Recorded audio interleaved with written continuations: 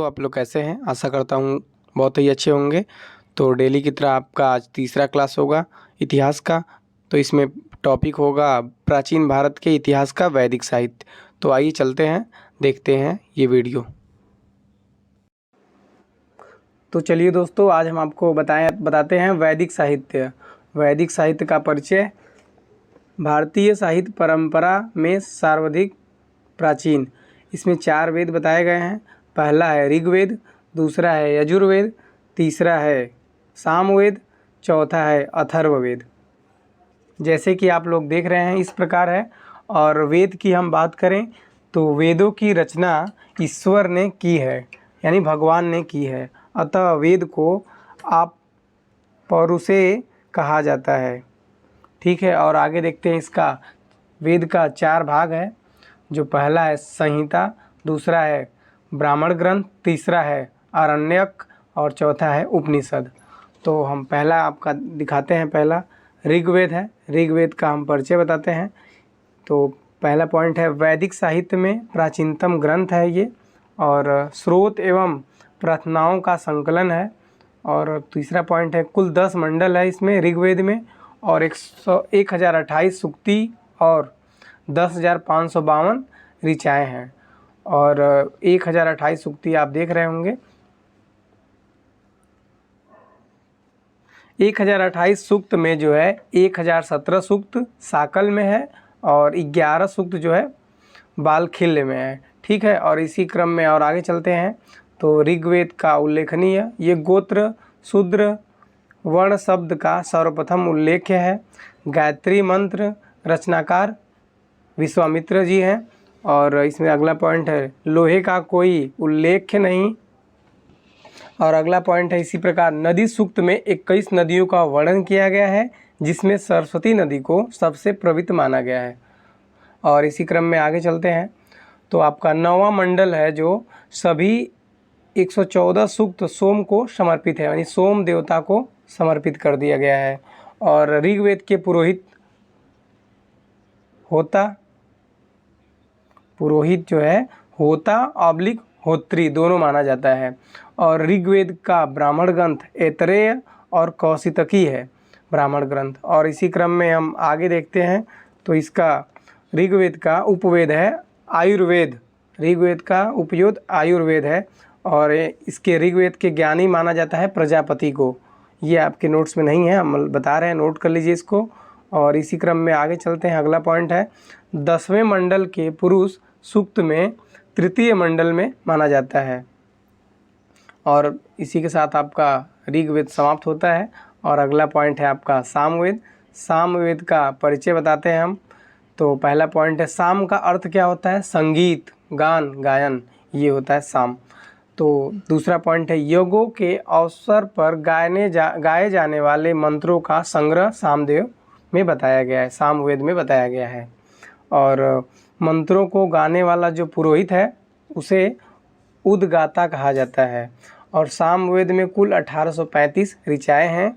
और अगला पॉइंट है सामवेद में प्रमुख शाखाएं जो है वो कैथुमी है, राणा यानी कि है, और जैमिनी है। और इसी क्रम में आगे देखते हैं। तो सामवेद के ब्राह्मण ग्रंथ है तांडव और पंचवीस। ठीक है, और इसी क्रम में आगे देखते हैं। हम बताते हैं आपको सामवेद के उपवेद गंधर्व वेद को माना जाता है। और इनके सामवेद के ज्ञानी जो है नारद को माना जाता है। और इसी क्रम में आगे चलते हैं।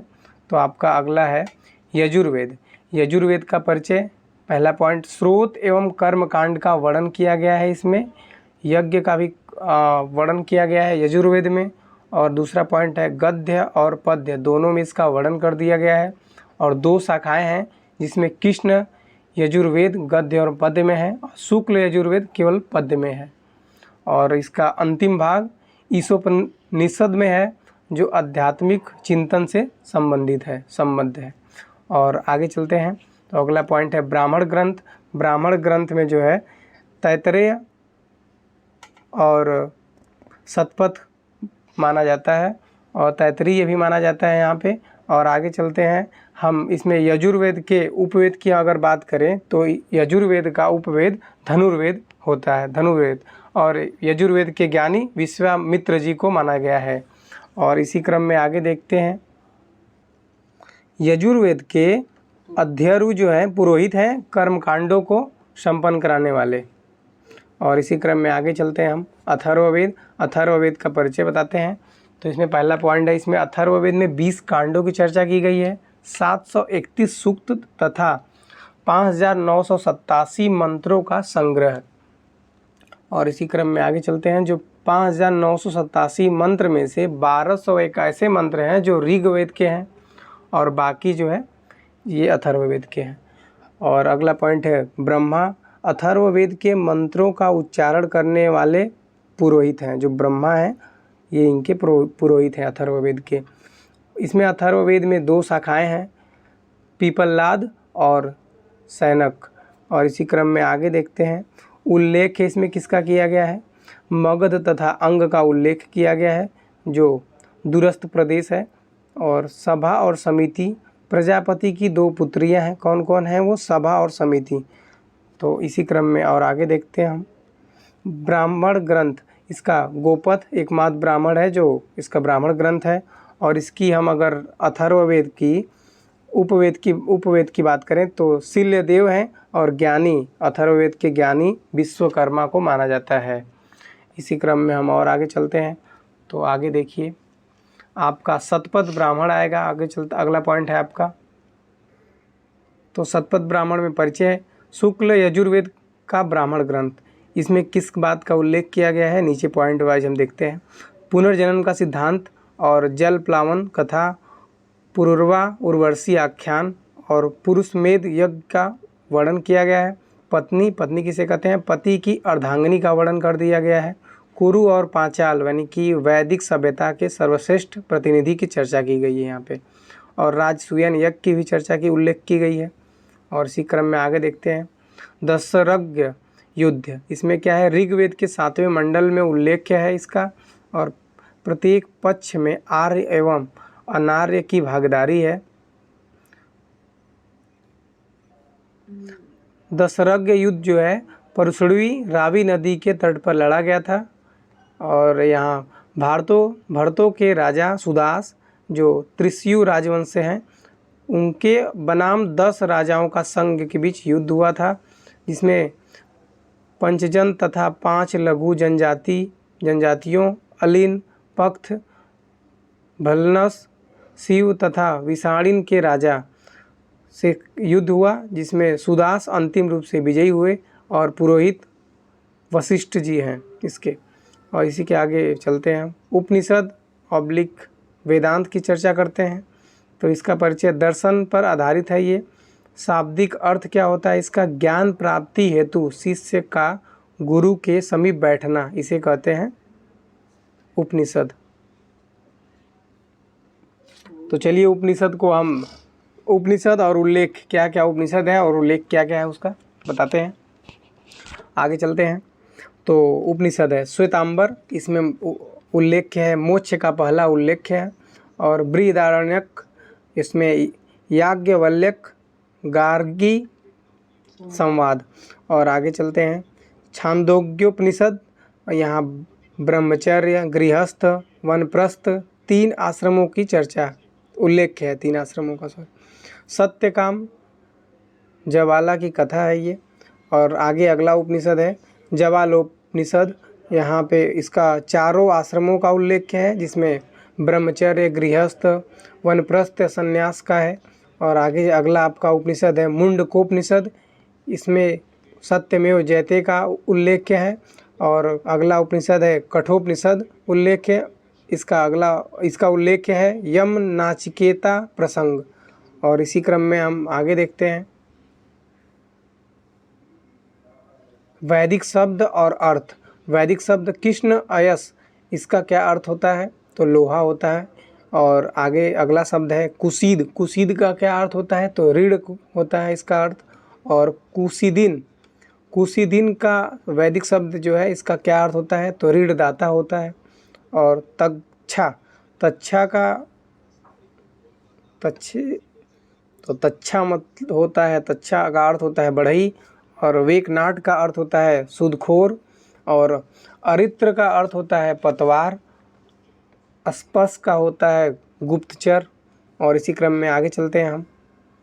तो प्रमुख नदियाँ ऋग्वेद की जो है प्रमुख नदियाँ कौन कौन सी थी, तो सरस्वती हम आपको बता चुके हैं, सबसे पवित्र नदी माना गया इसे सरस्वती को। और सरस्वती का अन्य नाम क्या क्या है देखते हैं। नरितमा है, देवितमा है, माँ तेतमा है, 3 नाम से इसे जाना जाता था। और इसी क्रम में आगे चलते हैं। तो सिंधु नदी को क्या सिंधु नदी ऋग्वेद में सर्वप्रथम बार उल्लेखित नदी है सिंधु नदी। सिंधु नदी का अन्य नाम का है हिरण्यनी नदी, और आर्थिक महत्व के कारण दिया गया नाम ये था। और आगे चलते हैं। परावत, ये अरब सागर, तो सिंधु नदी के गिरने का स्थान है वो वहाँ पे परावत नाम से जानी जाती है, ये अरब सागर में है। तो इसी क्रम में हम और आगे चलते हैं। तो आगे देखिए इस प्रकार महत्वपूर्ण तथ्य क्या क्या है। ग्रामणी किसे कहते हैं, तो ग्राम का मुखिया को ग्रामणी कहते हैं, आप जानते होंगे। विस्पति किसे कहते हैं, तो विस का प्रमुख यानी कि ग्राम से छोटा है विस, उसे कहते हैं विस का प्रमुख। और उपाध्याय जीविकोपार्जन हेतु वेद पढ़ाने वाला अध्यापक को उपाध्याय कहा जाता है। और इसमें सभा कुलीन ऑब्लिक वृद्धों की संस्था को सभा कहते हैं। समिति किसे कहते हैं, तो सर्वसाधारण की संस्था को समिति कहते हैं। ग्रामीण किसे कहते हैं, आर्यों की मूल संस्कृति को ग्रामीण कहते हैं।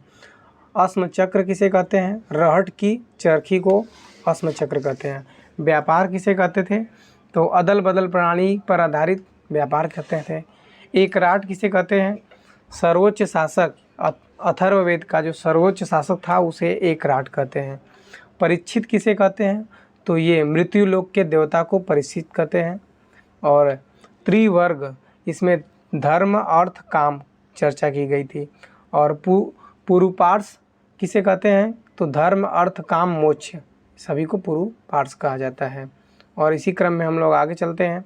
तो आगे इस प्रकार है देखिए, चलिए तो आगे दिखाते हैं। आपका अगला टॉपिक है प्रमुख ऋग्वैदिक देवता। इसमें 3 टाइप के देवता की चर्चा की गई है। पहला है पृथ्वी के देवता, दूसरा है आकाश के देवता, तीसरा है अंतरिक्ष के देवता। तो क्रम वाइज हम आपको दिखाते हैं।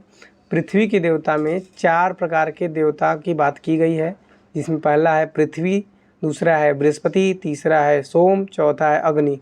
तो अगर हम सोम देवता की बात करें तो तीसरे सर्वाधिक महत्वपूर्ण देवता ऋग्वेद के 9वें मंडल के सभी मंत्र इनको समर्पित कर दिया गया है, किसे, सोम देवता को। और आगे चलते हैं। अग्नि देवता की बात करें हम अगर, तो दूसरे सर्वाधिक महत्वपूर्ण देवता इनको माना गया है अग्नि देवता को। ऋग्वेद के 200 सूक्ति इन्हें समर्पित कर दिया गया है। और इसी क्रम में हम आगे दिखाते हैं आपको आकाश के देवता। आकाश के देवता में विष्णु देवता, मित्र और वरुण और पूषण और अश्विन और सूर्य देवता की चर्चा की गई है। इसमें वरुण देवता समुद्र के देवता एवं ऋतु के नियामक, नैतिक व्यवस्था के प्रधान, ऋतुयस्त गोपा। और आगे चलते हैं पूषण देवता में वनस्पतियों एवं औषधियों के देवता माना गया है। इनके रथ जो है को बकरे खींचते थे पूषण देवता के। और आगे इसी क्रम में है अंतरिक्ष के देवता। अंतरिक्ष के देवता वात, पर्जन्यक, इंद्र, रुद्र देवता, आप, वायु देवता। तो इनमें इंद्र देवता को ऋग्वेद का सर्वाधिक महत्वपूर्ण देवता माना गया है। और इन्हें पुरंदर कहा जाता है। इंद्र देवता को पुरंदर यानी किलों को तोड़ने वाले पुरंदर, और इन्हें विश्व का स्वामी माना जाता है। ऋग्वेद के 250 सूक्ति इंद्र देवता को समर्पित है। आर्यों के युद्ध नेता इंद्र देवता को कहा जाता है, और वर्षा के देवता भी इंद्र देवता कहा जाता है। चलिए इसी क्रम में हम लोग आगे चलते हैं। चलिए तो अगला पॉइंट है आपका ऋग्वैदिक कालीन नदियाँ और उनके आधुनिक नाम। पहले ऋग्वैद कालीन नदियाँ कौन कौन सी थी, किस नाम से, तो अस्कनी, अस्कनी, इस समय चेनाब नदी को अस्कनी नाम से जाना जाता था पहले। बिपाशा नाम था ब्यास नदी का, और परशुड़ी नदी था रावी नदी का आधुनिक नाम, इसका आधुनिक नाम रावी है। बितास्ता, इसका आधुनिक नाम झेलम। तो आगे चलते हैं, इसी क्रम में देखते हैं आप। बितास्ता, उसे आधुनिक नाम इसका झेलम नदी, और आगे है सदानीरा, और इसे आधुनिक नाम इसका गंडक नदी है। और सुतुर्दी, सतलज नदी का सुतुर्जी, आधुनिक नाम इसका सतलज। और आगे चलते हैं दृष्टदती, ये घग्गर नदी का आधुनिक, इसका आधुनिक नाम घग्गर नदी है। और इसी क्रम में अगला पॉइंट है आपका, ये है, चलिए तो आगे चलते हैं। ऋग्वेद में जो है 10 मंडल हैं, उनकी हम चर्चा करेंगे बारी बारी से। तो अगला पहला मंडल है, और इनके रचयिता कौन कौन है हम बताएंगे। तो प्रथम मंडल मधुच्छमदा मेधातिथि रचयिता है इनके। द्वितीय मंडल ये मृत्समद है, और तृतीय मंडल विश्वामित्र रचयिता हैं इसके। और चतुर्थ मंडल वामदेवता रचयिता हैं इनके। और पंचम मंडल है आपका अत्रि रचयिता हैं। और आगे इसी प्रकार षष्ठम, इसके रचयिता भारद्वाज। और सप्तम, इसके रचयिता वशिष्ठ। और अष्टम मंडल के रचयिता अव्य एवं अंगिरस। और इसी क्रम में आगे चलते हैं, नवम मंडल, इनके देवता रचयिता जो है सोम देवता व अन्य ऋषि माना जाता है रचयिता इनको। और आगे आपका अंतिम है 10वां मंडल, और यहाँ पे इनके रचयिता विमदा, इंद्र, शची व अन्य इनके रचयिता हैं। तो आज का वीडियो यहीं आपका समाप्त होता है। बाकी दोस्तों, आपको अगर वीडियो अच्छी लगी हो तो प्लीज़ लाइक शेयर सब्सक्राइब जरूर करें। और आगे चलते हैं, मिलते हैं हम नेक्स्ट वीडियो में। तब तक के लिए धन्यवाद दोस्तों।